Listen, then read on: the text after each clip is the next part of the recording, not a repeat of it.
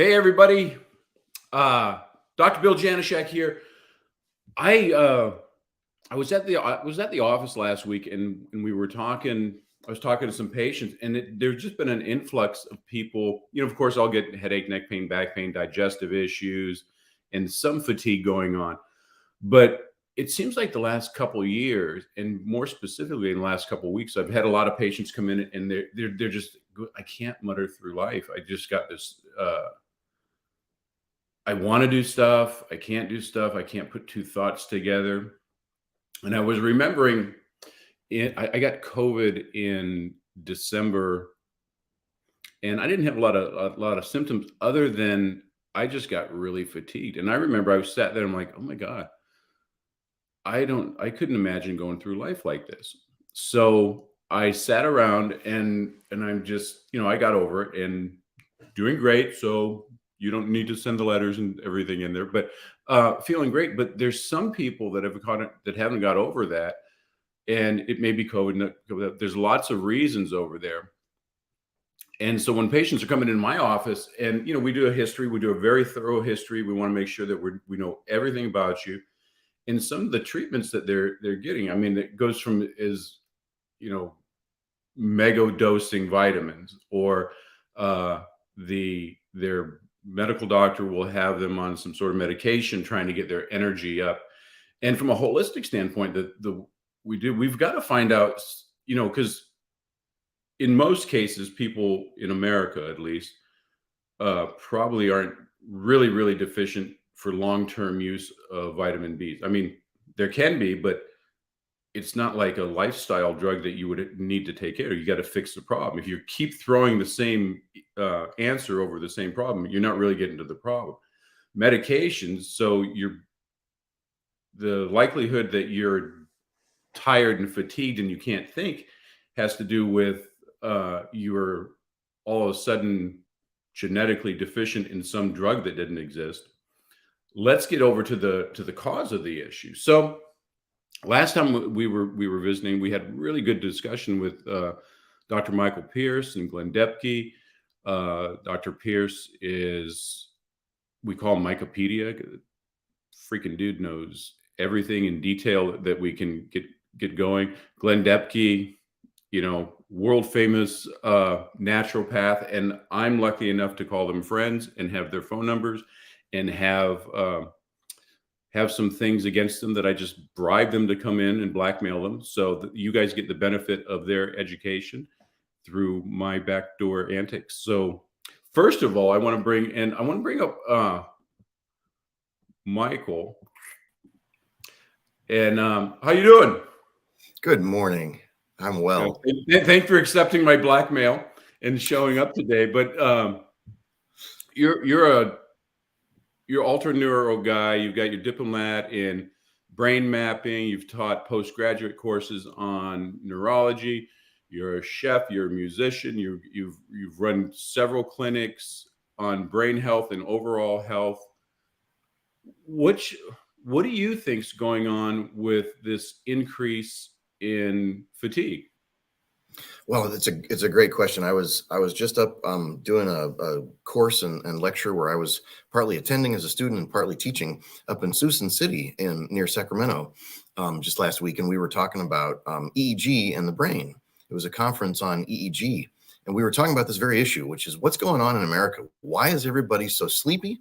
Why does everybody have such brain fog? And what's going on? So a big topic was long COVID. Another topic was just kind of general people that feel bad without a COVID problem or without a COVID history, and they can't link it to COVID. But we're seeing across the profession people that can't stay awake through a QEEG, and a QEEG procedure is only 10 minutes with eyes closed and 10 minutes with eyes open, taking samples of the brainwaves. And people are falling asleep during this uncontrollably. And we're seeing it across the United States and across the world. It's just a huge uptick in drowsiness and in vigilance problems and sleeping and just falling asleep. And, if somebody falls asleep in the first 5 minutes of an EEG, it's because you're sitting upright, it's pretty much indication that you need to go to a sleep lab and you got a real sleep problem. So something's going on is my first point. And then to reach your second point is we talked about some of the most common things that we see. And I think the most common finding that we're seeing as a group is this thing called metabolic encephalopathy. And metabolic encephalopathy shows up as diffuse spread brain waves where the person has lots of slow waves throughout their whole brain while they're awake. And you're not supposed to see that. So they're sitting up and they're awake, and we see all these slow waves, this predominance of really powerful slow waves. And those slow waves are only supposed to be there when you're sleeping. So the theory is that people are getting something wrong with their metabolism. Could be anything. Could be a deficiency, a toxicity, an inflammation, an infection, any number of things that could be causing this. And to wrap it up, they just show up with this fatigue feeling all the time. They're tired, and their brain is trying to heal as though they're sleeping. They didn't get enough delta waves and theta waves in sleep, so it oozes over into the daytime, and they start emitting these waves of sleep and repair that are normally supposed to be there at night when you sleep during the day. So when people are saying, I feel like I'm sleepwalking, they literally would be. Yeah, they're close. And lots of them have evidence that they're really close to sleep if they're not, actually asleep, of course.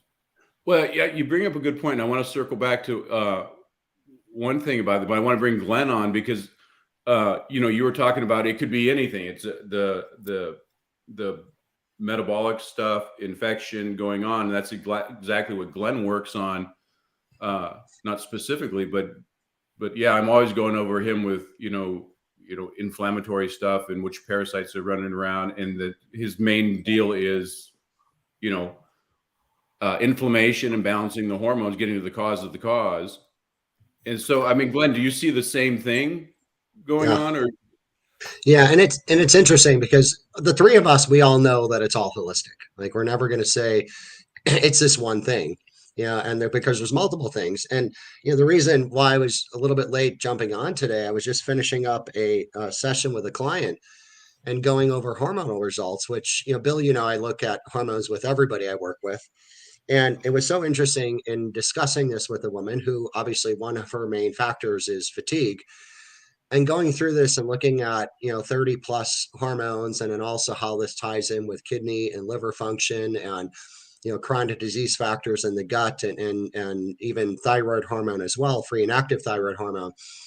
I'm going through the whole thing, and it's just there's such a deficiency. And I was able to, and I have a good rapport with her already, and I just said it is I'm surprised you're functioning at as high of a level as you even are. And she's like, well, I'm really not.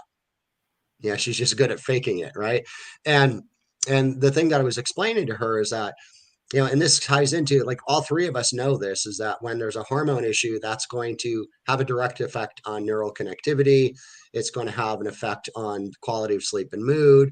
It's going to have a direct effect on cellular energetics, which is energy. And what I was explaining to her, though, is I wanted her to really understand the problem isn't your hormone system. The problem is whatever's causing the trigger for your hormonal system. And usually it's multiple things. Usually there's, infections in the gut. Often there's food sensitivity. Sometimes there could be poor diet. There's just so many things that could be causing it. It could be toxicity. And it's one of those combinations of where you want to understand your hormonal system and address it to support it. Yet at the same time, the problem generally isn't the hormonal system. It's all the triggers leading into it. And I see that as, I mean, it's such a, and Bill, you've heard me say this before, but I've looked at, I've been in practice for 21 years, and I've been looking at hormones for 16 of those last 21 years. And the last time I counted, I've looked at 7,327 test kits for hormonal systems. And I haven't counted in some time. It's probably over 7,500 at this point. And I've only seen a total of 6 come back optimal at the very beginning of working with somebody. And I always explain that I don't have somebody coming into my office saying, hey, Glenn, I'm rocking my health on every level. Can you look at my hormonal system, right? Yeah, the people come in to see me, as with all of us, these are people who have health issues. Whether they're diagnosed or they just have symptoms that haven't been diagnosed, they have health issues. And my results that I've seen over the 16 years tells me that if you have a health symptom, the likelihood that you have healthy hormonal function is about 1/10 of 1%. And those are really bad odds. And then what's all the triggers for this? And that's where collectively what we all do on a regular basis. So that's my story, and I'm sticking with it. Well, that's the, and the funny thing is that I know out of those 6 normal ones, 2 of them were yours because you were just geeking out on yourself and checking in on yourself to do those stuff. So you're skewing the numbers, even making them better than they were. So you had, but one of the things that I wanted to get to is I want to ask the question.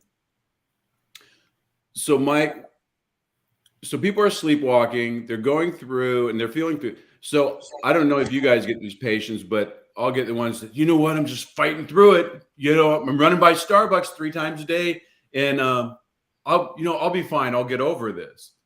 What, I know, like with people with back issues, if they let it go, it's going to decay into something. They're going to have bad stuff. We know that, somebody lets their adrenals go for a long time, we're going to have some other things. Anytime you let something go for a long time, it can turn into something big.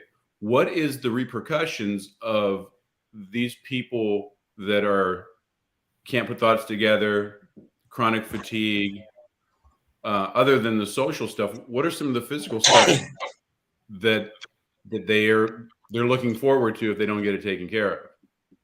Oh gosh, the tremendous propensity in the literature is that they're going to head toward neurodegenerative diseases. And that's kind of a familial dependence. So it'll be your unique individuality genetically, but also your family's tendency. So some families will tend more toward a Parkinsonian type of presentation. Some will head more toward Alzheimer's with memory loss and function problems.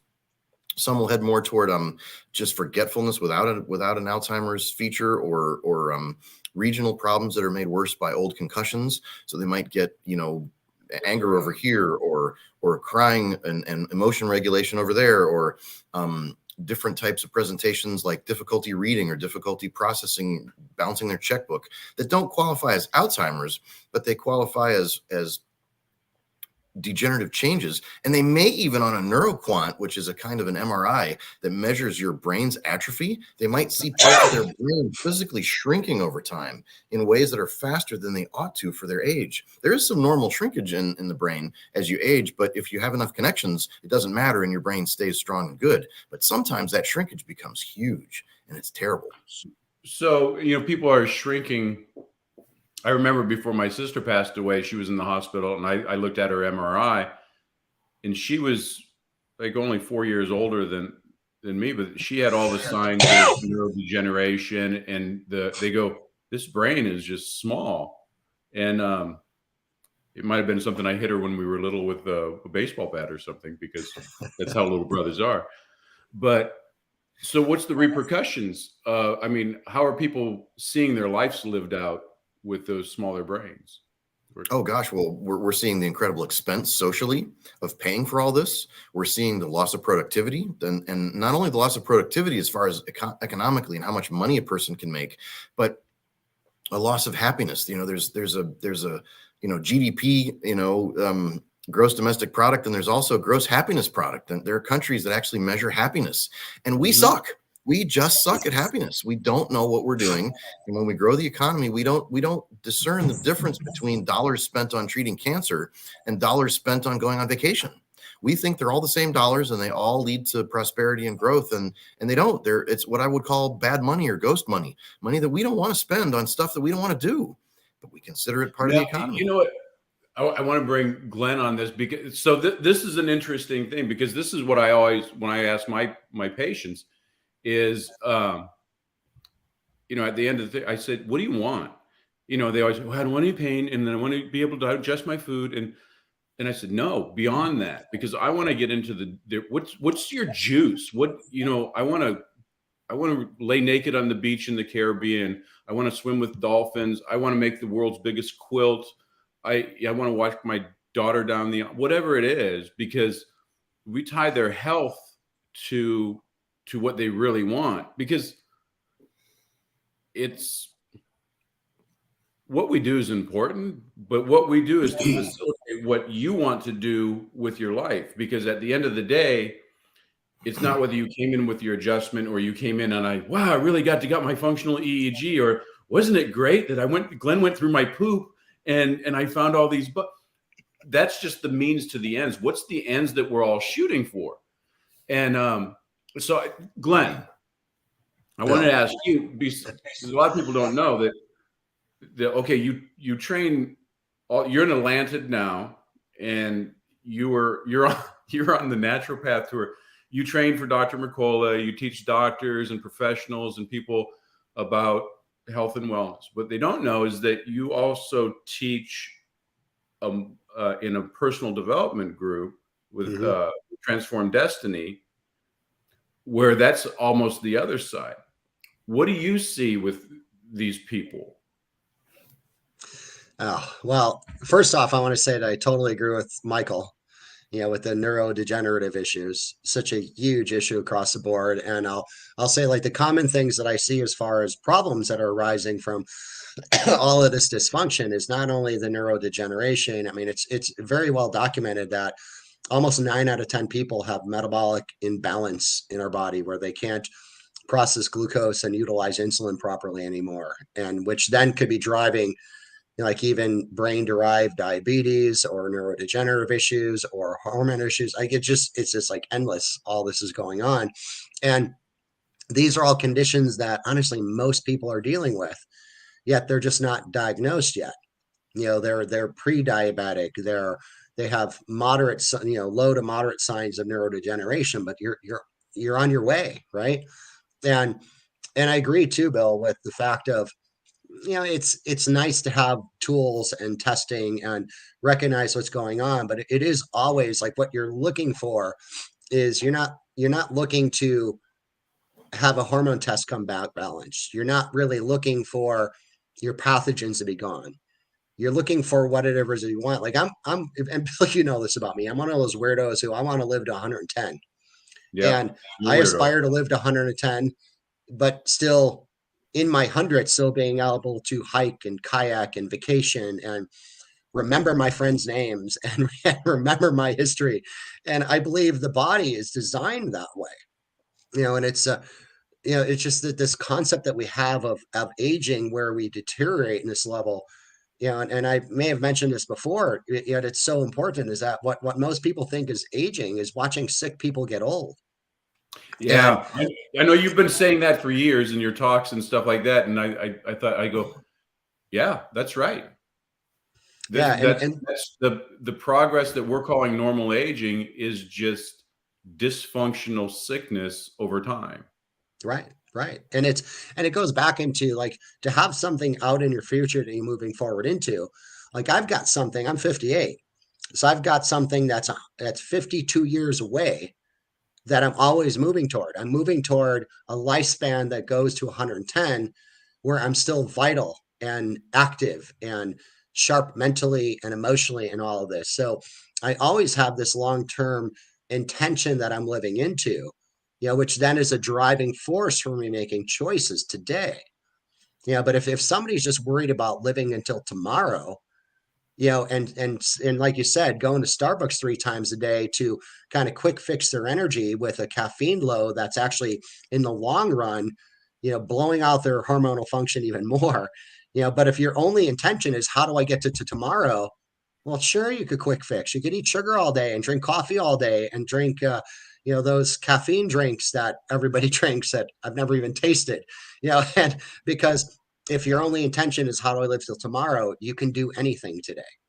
Yeah, and that makes a lot of sense. And I want to make this valuable, because one thing that I hate about long podcasts like this is people just talking about, yeah, it's really bad. So I want to get some nuts and bolts, so the people that are listening to this now and people that will watch the recording over there. So we know brain fog, brain fatigue, it's bad. We have documented proof of it. It's terrible.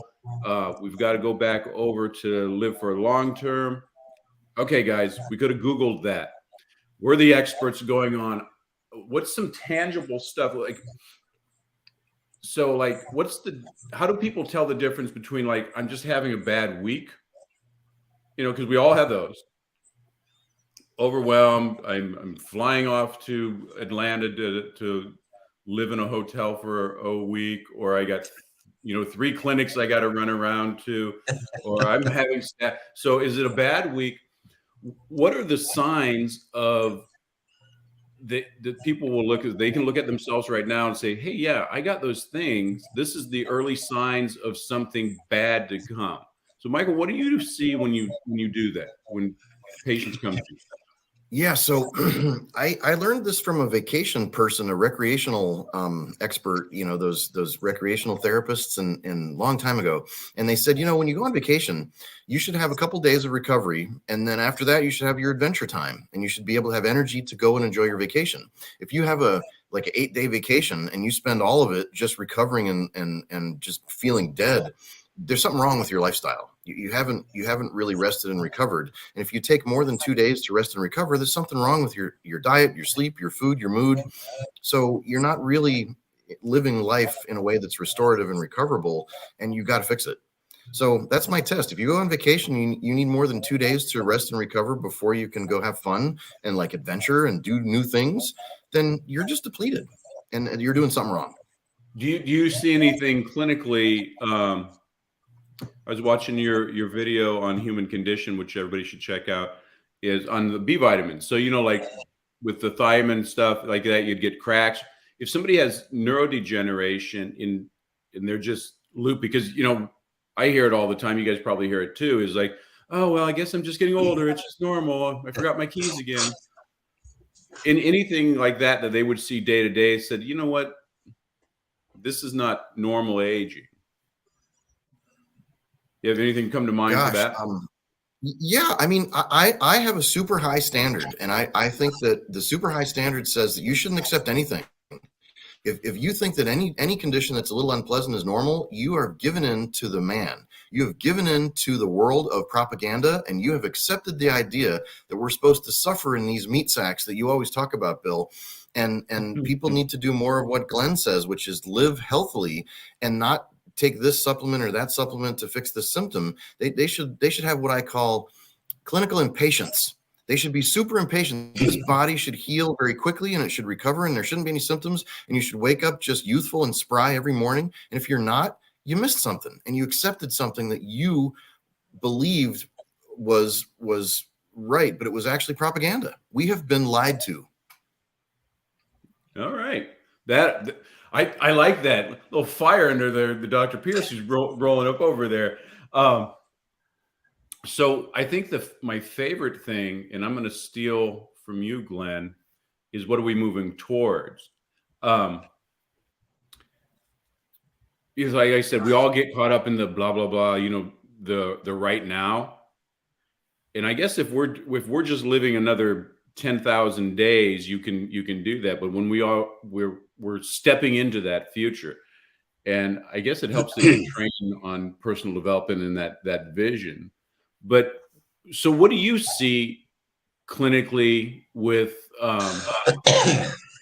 early onset stuff? Oh, it's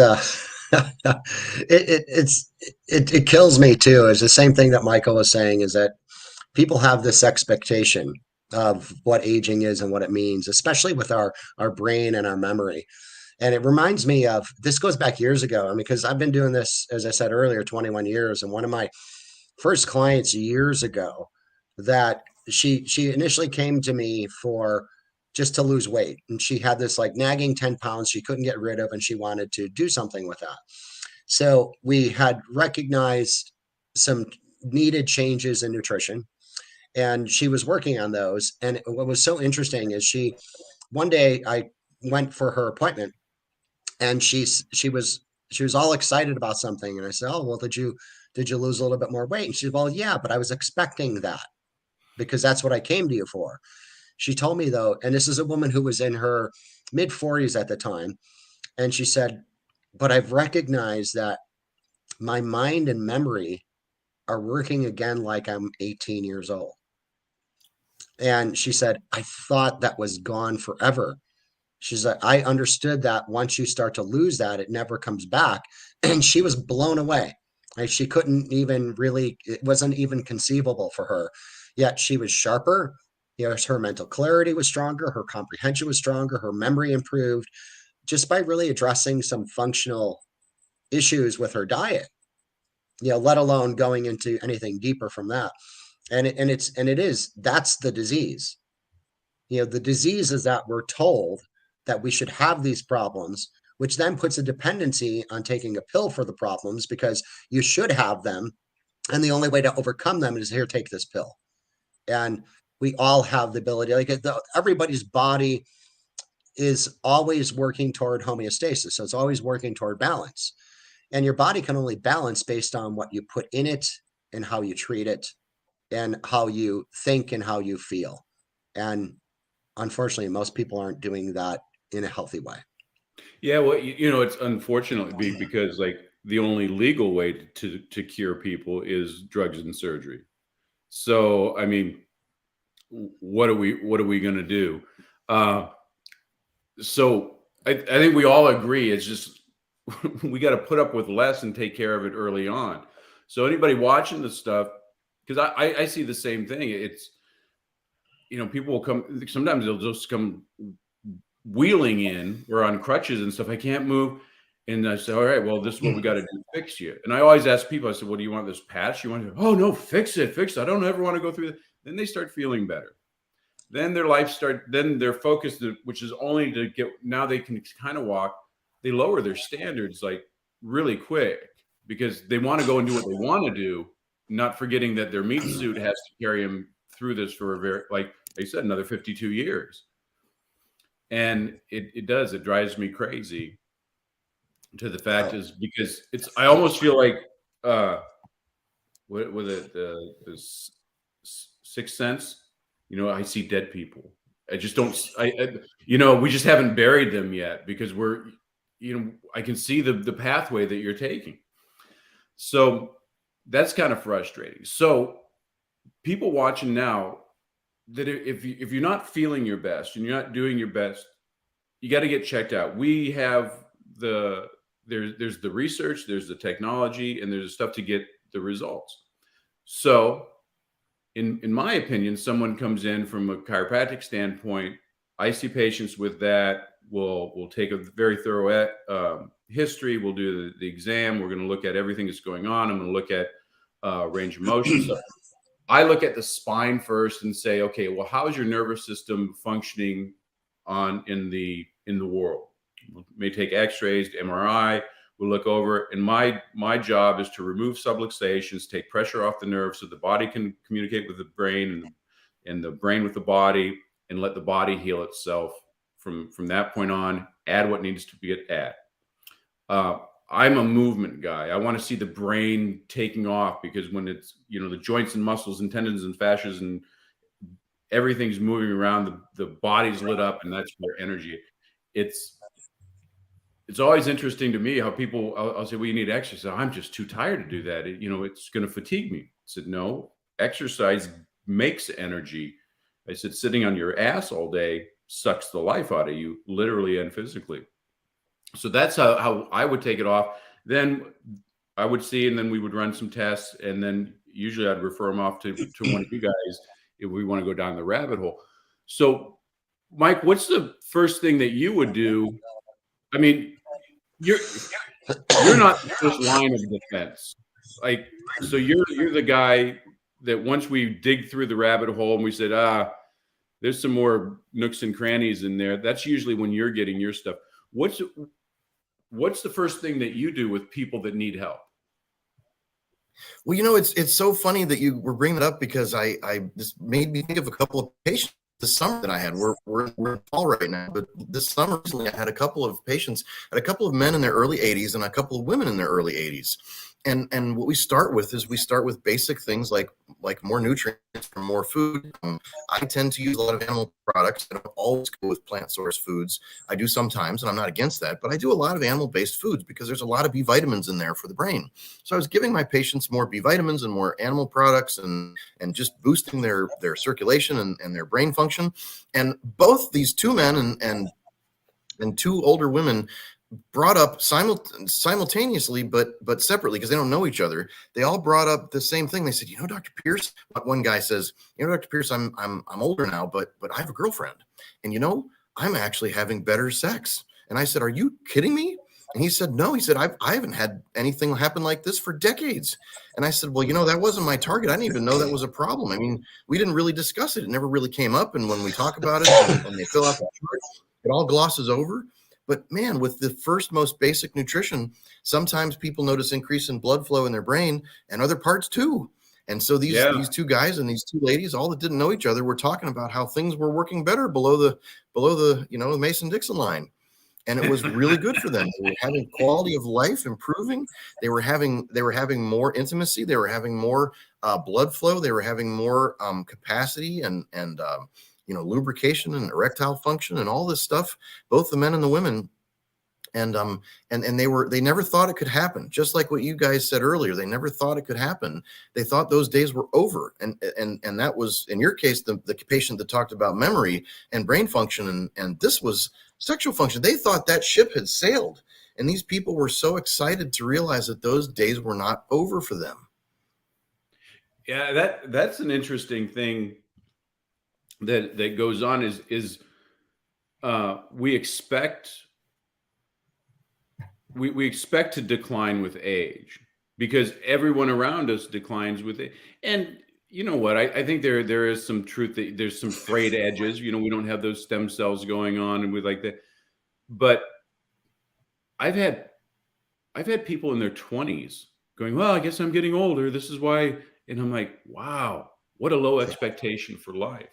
So Glenn, when somebody comes into you, they start having this kind of stuff going on. What's the first thing that you recommend that they do? If someone's out here listening, they're going, I got this stuff, I got it taken care of. Where do I start? Well, to me, 3 simple no-brainers, pun intended. The first off, breathe properly. Like most people breathe very short and very shallow all day. So most people are only breathing to survive and are never breathing to thrive. So I recommend all of my new clients in my office to every day, once an hour, take 3 to 5 really good deep belly breaths. Because when you take in a breath of air, you expose approximately a quart of your blood to the oxygen in that breath. And it just takes a matter of seconds for that quart of blood to be dispersed throughout your body to oxygenate the cells in your body, which is the most important thing at the beginning, right? And so that drinking enough water, almost everybody that comes into my office is dehydrated on some level, and making water your primary liquid consumption through the day, having most of what you consume being water and drink enough of it and increase that on a regular basis. And thirdly, stop eating the crap wheat that we're given in our country. And the wheat our Americanized wheat that is in Canada and also the US, it's deamatized, it's hybridized. Those are processes that increase the sensitivity. It's typically stored in vats for long periods of time, so it tends to develop a lot of moles and aflatoxins. And if it's not organic and non-GMO, it's also sprayed with glyphosate, which is a known chemical that can kill you. So it's a little thing like that, yeah. Yeah, and Bill, I mean, I'm 58. I haven't eaten wheat since I was 42. Short of, I'll be really candid here. When I went to Dublin for 10 days, I ate wheat the whole time. And I had no problem with it because it's not the Americanized wheat. They don't deamatize, they don't hybridize, they don't store for long periods of time. And it's illegal to spray anything with glyphosate in Europe. So, but in the US, and I have clients to do that. They've been off of, gluten for some time, and then they go to Italy and they're like, well, I'm going to go to Italy. I'm going to have pasta and bread in Italy. It's like, all right, well, fine. Just, get back on your plan when you get back. And then they go to Italy and they're like, oh my God, I must have healed my gluten intolerance because my gluten sensitivity, because I ate all the pasta and bread I could have, and I had croissants and I felt good. And I didn't have these inflammatory responses or anything. And they usually won't tell me first. Usually they'll come home and think, oh, I could eat gluten again. Now they come back to the US to eat the crap that we're given in our country, and all the symptoms come back. So they don't realize that it wasn't that they overcame their sensitivity. It's just that they ate something completely different, because the wheat in Europe, it's not even comparing apples to apples. It'd be like comparing an apple to a car. Yeah. It's that different, right? So if most people, if you're doing, really nothing to support your energy and to support your brain, if you could start by deep breathing on a consistent basis, drinking more water, making water your primary, liquid of choice, and eliminating wheat. I mean, just those three things should really create a noticeable shift for you. It's interesting. We had talked about, I think years ago, we had talked about there was a company that was selling water, and we won't mention their names because I don't want to get lawyered up. But it's one of the machines that come in, and they have all these great testimonials about that special water. And we put our heads together and figured, well, if you're spending $7,000 on a water machine, you're going to drink the hell out of water. So what's the difference that, like, if you just had some nice clean water that you'd have and you were just dehydrated? It reminded me of that book, The Body's Many Cries for Water, or something like that. It was do the basics, pull that your discipline, your daily discipline out to do your foundations of health. So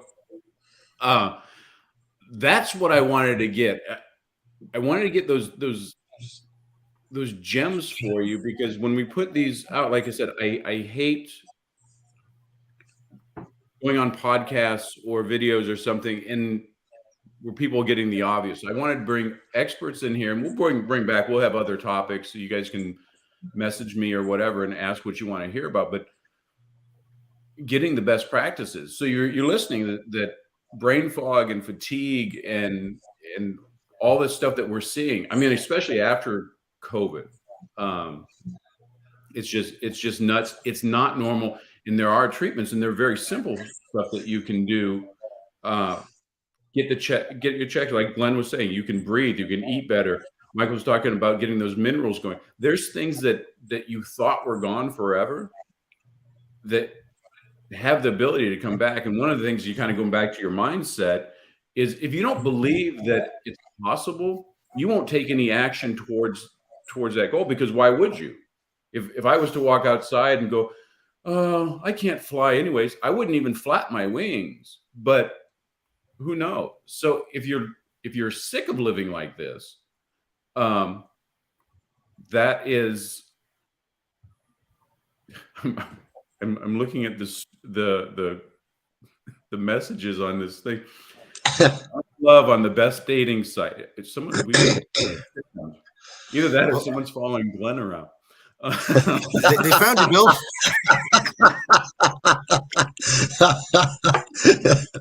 So what's your email, Glenn? I'm going to reply to. But if you don't believe it's possible, if you don't have any bigger why to get out of bed, you won't take those actions. But if you have a huge why, like Michael said, if you want to get back out and you want to not only enjoy vacation, but what if every day was a vacation? You just happen to do your vocation during your vacation, because that's how you live. And if you want better sex and you want better brain thought and you want to feel like you're 18 and 20 again, take care of the brain. And there's the old chiropractic things that if our spines were on our faces, would take better care of them, because they're part of our aesthetic. But the brain's even worse, because it's deeper and it's covered in that rock of ours, and we don't think about it. And the brain, and before we wrap this up, the brain does not feel pain. Is that right, Mike? Yeah, there's no pain receptors inside the brain itself. So a lot of the people, and I tell my patients this all the time. I said, you've seen the TV shows where the doctors pointing probes in people's faces or doing like this, and they're having memories, and they're just kind of, it would be like a fun video game, I guess, if we'd really do that. But there's never any pain. I remember dissecting the brain and taking that thing off and just looking at, and you can probe that thing. So a lot of the dysfunctions, they're brain dysfunctions, but we don't think of it because we're so keen on looking. It doesn't hurt, so it's not that bad. Yeah. So other than like I said, if somebody wanted to get their brain tested, Is a functional EEG the first thing that you'd ask Yeah, them to I do? think that's pretty good. Although there's a lot of indications that a person can do if they don't have money or time and access is just ask themselves a question. The universal sign of choking is when people do this. Well, what's the universal sign that your brain isn't working well? It's brain fog. And if you ask people in almost any language, what about brain fog? They kind of intuitively know what you mean, even if you don't define it for them. If you say, "Do you have brain fog?" They go, "Yeah, I know what that means, and I've got it," or "Yeah, I know what that means, and I don't have it." Brain fog, this feeling of kind of thickness, like your brain isn't working so well, like it's a bit soupy or slow, or it's not quite clear, or it's noisy. That sensation is the first sign that tells us that you gotta do something, and it might be just being more aware of your diet. It might be more aware of your sleep. You might not even need a QEG at first, but certainly it's nice to have data. It's nice to have evidence. Well, that's cool. So, Glenn, someone pops into your office, brain fog. What's the first thing that you do? The first thing that I would do would be a common issue that I see is people just don't have proper circulation. So they're not getting enough blood to the brain. So therefore, they're not moving the oxygen and the nutrients to the brain. So first thing I do is look at their nails, right? And if they're missing moons, like you're looking for a moon on your thumb, your index finger, your middle finger, and your ring finger, and then on your little finger. And if you're missing moons, it's based on traditional Chinese medicine assessment tools. That would be a sign of poor peripheral circulation.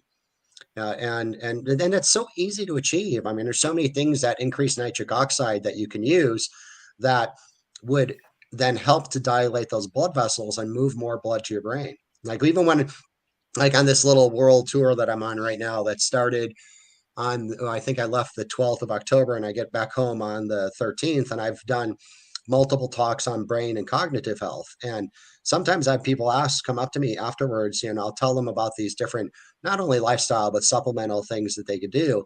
And sometimes I have people walk up to me afterwards and they're just so sweet. And they're like, I have a really limited budget and I can only do one thing.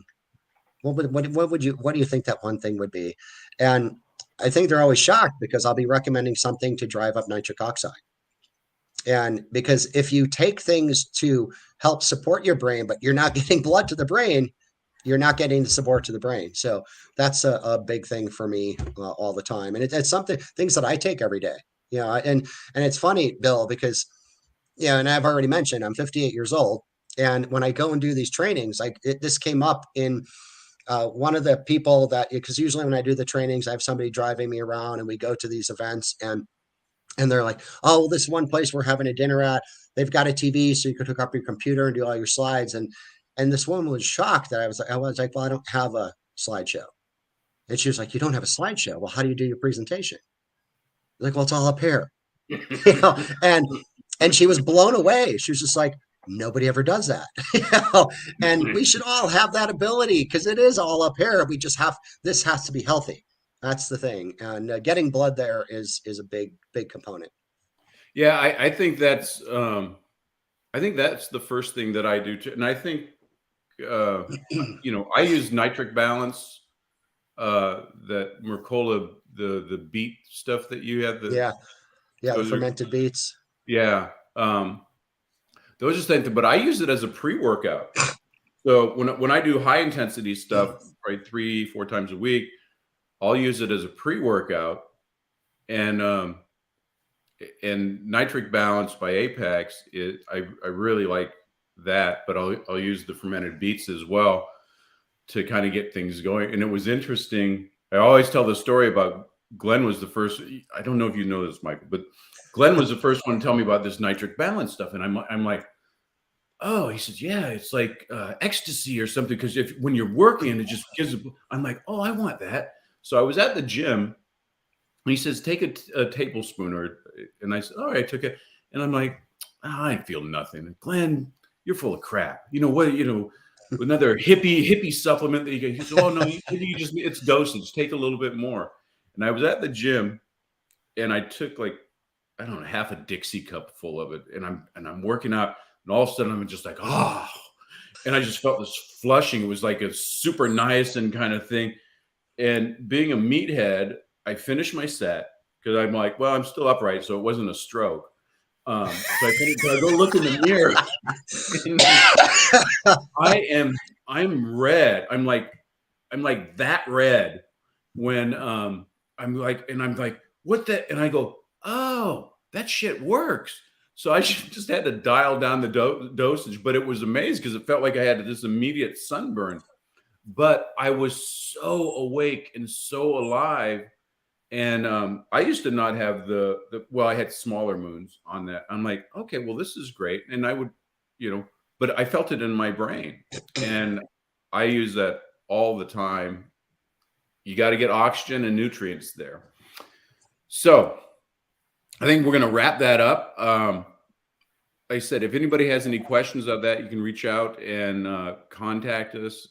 This is a really important topic. I only want to bring important topics because otherwise we could all watch cat videos. But I want this to have impact. So if you guys are out there, I share the content because this is the real pandemic. Our brains are decaying and we're not paying attention to it. It's almost like, the world's crumbling along. We're just like, oh, well, it'll grow back on that.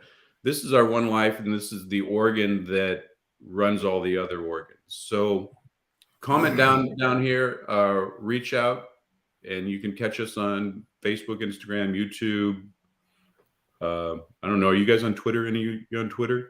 Yes, I'm not a Twitter guy. I'm not a big Twitter. I'm not a tweeter. You're not a tweeter. All right. So we're out, and join the conversation next time, and we'll get you going. So Thank you, guys. All right. Always great being with you too. All right.